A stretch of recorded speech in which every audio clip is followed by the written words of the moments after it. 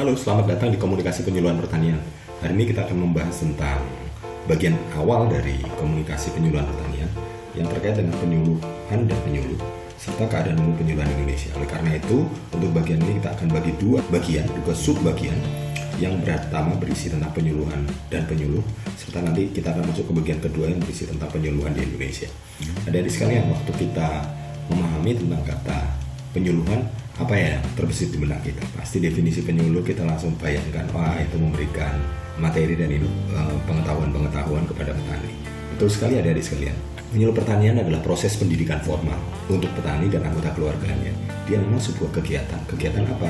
Kegiatan mentransfer atau memberikan pengetahuan, keterampilan dan sikap yang nanti diharapkan akan merubah persepsi petani dan keluarganya, dan perubahan persepsi itu akan mendorong perubahan perilaku yang akan memberikan perubahan kemakmuran. Jadi pada akhirnya penyuluhan itu adalah sebuah proses yang membantu petani untuk dapat melakukan perubahan. Yang berubah tetap petaninya ya. Penyuluhannya itu hanya membantu agar petani dapat melakukan perubahan, baik itu perubahan perilaku maupun perubahan kemakmuran. Melihat definisi ini, maka tugas penyuluh menjadi sangat spesifik. Yang pertama tugasnya adalah melakukan analisis situasi.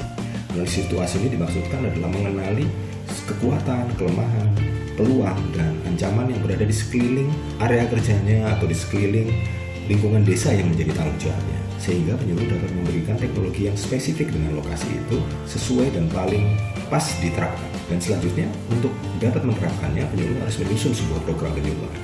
Penyuluh harus menetapkan tujuan, harus menetapkan goal yang ingin dicapai dalam proses penyuluhannya dia. Selanjutnya, sebagai seorang manajer, dia harus dapat menyusun rencana kerja yang dapat mengkompilasi, menggabungkan semua tujuan itu dengan orang, dengan waktu, dengan jadwal, dan dengan metode yang paling tepat untuk bisa mencapai tujuan itu. Tugas utama penyuluh adalah melakukan diseminasi atau penyebarluasan dari informasi dan teknologi pertanian kepada si petani. Dan ini juga tidak mudah, karena kenapa? Ini berkaitan dengan petaninya mengerti atau tidak, petaninya menganggap itu kebutuhan atau tidak, dan lain sebagainya. Jadi membangun kebutuhan itu sangat penting dalam proses ini. Selain itu, tugas penyuluh adalah memberdayakan petani.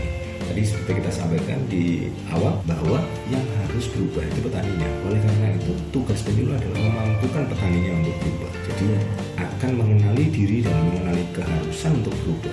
Itu adalah sang petani. Dan tugas penyuluh adalah memberdayakan hal itu. Yang selanjutnya adalah memfasilitasi akses dana input dan pasar. Adik-adik, sebagaimana kita ketahui, 3 hal ini merupakan hal yang sering menjadi faktor pembatas keberhasilan pertanian Indonesia. Oleh karena itu, tugas penyuluh adalah memberikan fasilitasi ini, memberikan arah, memberikan arahan, memberikan pendampingan untuk petani dapat menjangkau dana input dan pasarnya. Selain itu, tugas penyuluh adalah juga menjalin kerjasama atau membantu memfasilitasi kerjasama kemitraan antara petani dengan dunia usaha. Dunia usaha ini terkait dengan apakah itu dunia usaha penyedia modal, penyedia sarana produksi, maupun dunia usaha yang terkait dengan akses pasar. Selanjutnya, di bagian yang terakhir adalah tugas penyuluh adalah menjadi agen peningkatan produktivitas dan tentunya menjadi agen peningkatan pendapatan. Bicara tentang agen, kalau kita ingat terminologi dalam ilmu kimia, agen itu semacam elemen atau semacam komponen dari sebuah bagian proses kimia yang bertugas untuk menjamin bahwa proses kimia itu dia mendorong reaksi dalam reaksi kimia, sehingga proses reaksi kimia itu akan mencapai hasil sesuai yang diinginkan. Dan agen itu biasanya tidak dominan dan sering tidak kelihatan. Jadi kayak agen rahasia ya.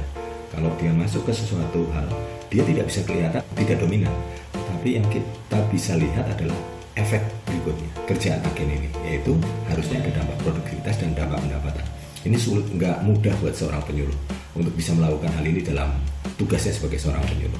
Melihat tugas yang sedemikian banyak, maka kita pahami bahwa ruang lingkupnya pasti nggak sempit ya. Berarti ruang lingkupnya penyuluh ini bukan masalah memberikan petani pengetahuan dan teknologi aja supaya petani bisa punya praktek lebih baik. Tugas penyuluhan ini memberikan ruang lingkup petani untuk dia menyampaikan pesan yang berkaitan dengan perubahan kemampuan petani untuk bertani lebih baik. Juga mendorong untuk perubahan kemampuan petani yang dapat menguntungkan atau berorientasi bisnis. Dan tugas ini diharapkan juga akan dapat memberikan pesan yang akan memberikan petani kehidupan yang lebih sejahtera atau better living sebagai sebuah keluarga tentunya. Dan yang terakhir, dari dampak dari ini semua adalah tugas ini akan memberikan dampak pada masyarakat yang lebih sejahtera, karena dia juga bertugas dalam ruang lingkup yang itu. Jadi lihat, ruang lingkupnya itu bukan hanya si petani saja, tapi di petaninya, di bisnisnya, di keluarganya, sampai dengan lingkungannya. Untuk itu, maka kalau kita ngomong tentang perannya, maka tentunya akan ada peran yang berbeda. Menurut FAO,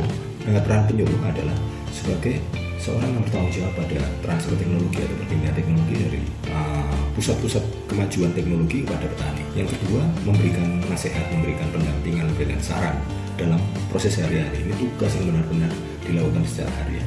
Yang ketiga adalah sebagai seorang pengembang sumber daya manusia, artinya dia harus mampu memahami sumber daya manusia dan mampu mengembangkannya. Dia dapat memahami karakter seseorang dan mampu mengarahkan karakter itu untuk menjadi yang lebih baik.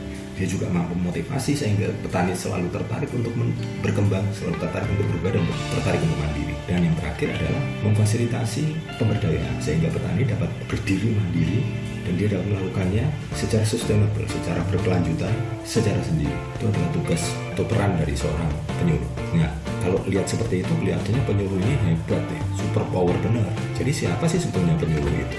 Penyuluh itu menurut Undang-Undang Nomor 16 Tahun 2006 adalah seorang yang warga negara Indonesia dan melakukan kegiatan yang tadi kita sudah uraikan di atas. Kegiatan itu dapat dilakukan oleh PNS, dapat dilakukan oleh penyuluh swasta maupun swadaya. Yang membedakan ketiganya adalah kalau penyuluh swasta itu biasanya bekerja untuk sebuah perusahaan dan berusaha bekerja untuk komoditi tertentu atau produk tertentu, dan ini membatasi penyuluh swasta dalam akses kepada masyarakat. Jadi dia tetap melakukan program yang sama, melakukan kegiatan yang sama, melakukan tugas yang sama, tetapi dalam aspek yang lebih sempit karena dia terkait dengan produk yang harus dia bawa kepada petani. Sedangkan penyuluh swadaya biasanya terkait dengan aspek kepembangunan sosial. Jadi dia mempunyai aspek yang agak berbeda dengan aspek penyuluh swasta yang lebih komersial. Dia lebih ke arah pemberdayaan sosial dari komunitas yang dia bangun atau yang dia sulung atau yang dia dampingi.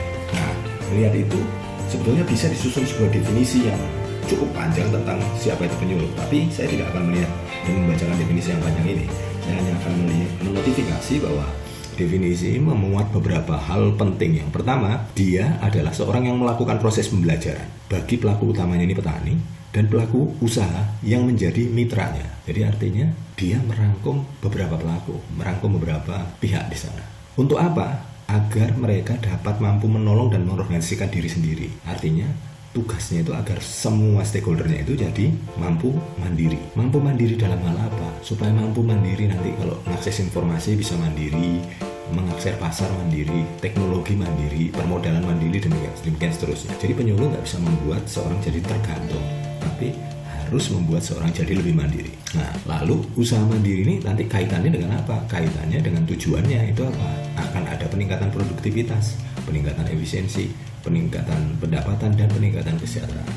Maka kalau dia melakukan ini, inilah penyuluh. Tentunya semuanya ini tentu dalam koridor kesadaran atas pelestarian lingkungan hidup. Oleh karena itu, FAO bilang pendekatannya penyuluh itu berarti nggak boleh sembarangan. Pendekatannya penyuluh itu pasti terkait dengan pendekatan non formal yang berkaitan dengan bagaimana mendidik masyarakat yang berada di pedesaan yang sangat spesifik, yang berbeda, yang beragam pengetahuan, untuk dapat memasukkan sebuah praktek-praktek atau informasi atau pengetahuan yang pengetahuan itu harus di-trigger dulu.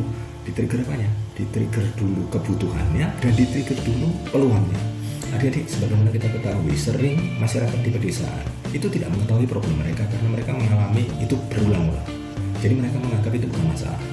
Atau yang kedua, mereka sering menganggap bahwa sesuatu itu punya peluang yang sangat besar, ya kan? Nah, artinya seorang penyuluh sebelum dia memasukkan informasi tentang sesuatu atau pengetahuan tentang sesuatu atau teknologi tentang sesuatu atau praktek tentang sesuatu, maka dia harus bisa membangkitkan pemahaman petani akan masalah itu, keberadaan masalah itu, dan pemahaman petani tentang adanya peluang itu. Jadi pendekatannya memang sangat non formal. Dia tidak bisa dalam pendekatan formal langsung kasih tahu ini saya bawa padi, nggak bisa. Tapi dia harus membawa benar-benar kesadaran si petani.